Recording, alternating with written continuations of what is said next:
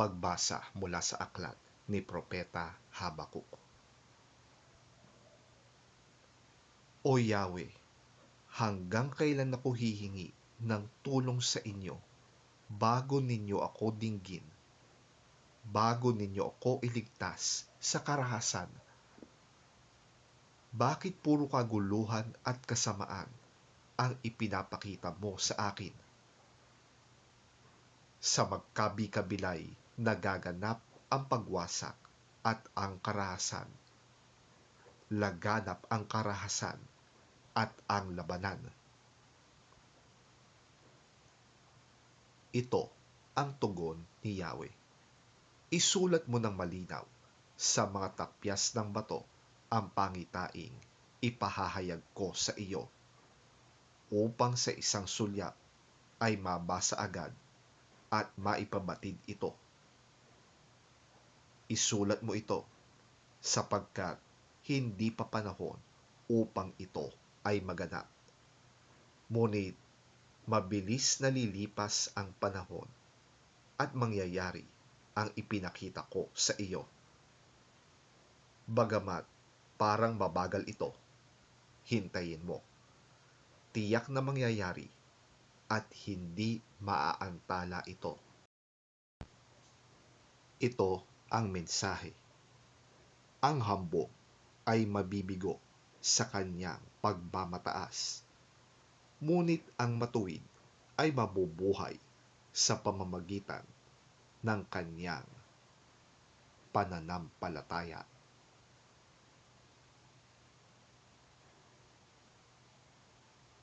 Ang salita ng Diyos.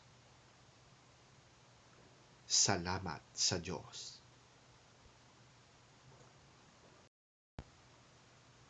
Pagbasa mula sa ikalawang sulat ni Apostol San Pablo kay Timoteo.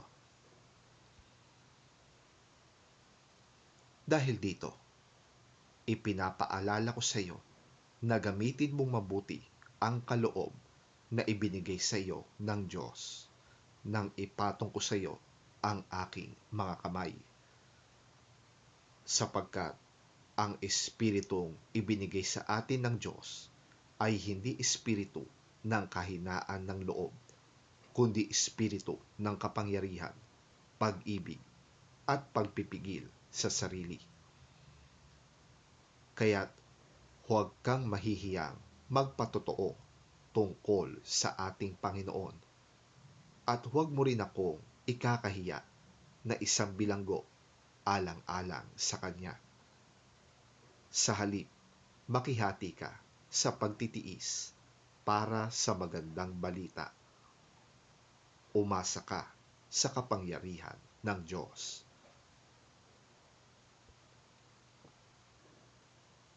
Gawin mong batayan ang mabubuting aral na itinuro ko sa iyo, at manatili ka sa pananampalataya at sa pag-ibig na tinanggap natin sa pamamagitan ng ating pakikipag-isa kay Kristo Jesus.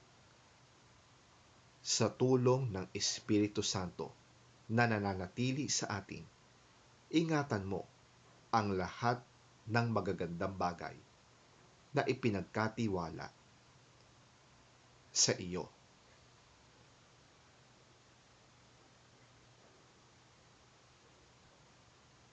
Ang salita ng Diyos.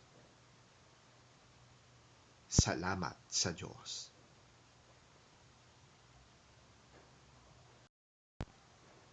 Ang mabuting balita ng Panginoon ayon kay San Lucas. Papuri sa iyo, Panginoon. Sinabi ng mga apostol sa Panginoon, dagdagan po ninyo ang aming pananampalataya.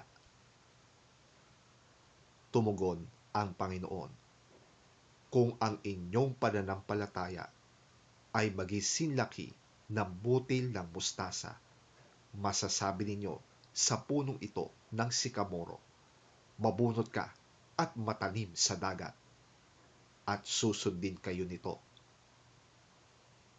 Sino sa inyo ang magsasabi sa kanyang aliping kagagaling sa pag-aararo o pagpapastol ng mga tupa sa bukid. Halika at kumain ka na. Hindi ba't ang sasabihin ninyo ay, ipaghanda mo ako ng hapunan, magbihis ka, at pagsilbihan mo ako habang ako'y kumakain. Pagkakain ko, saka ka kumain.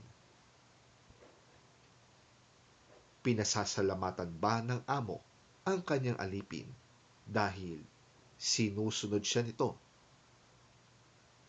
Ganoon din naman kayo. Kapag nagawa na ninyo ang lahat ng iniuutos sa inyo, sabihin ninyo, kami, mga aliping walang kabuluhan. Tumutupad lamang kami sa aming tungkulin.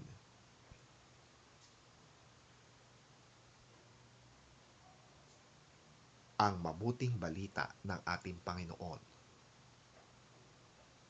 Pinupuri ka namin, Panginoong Hesukristo.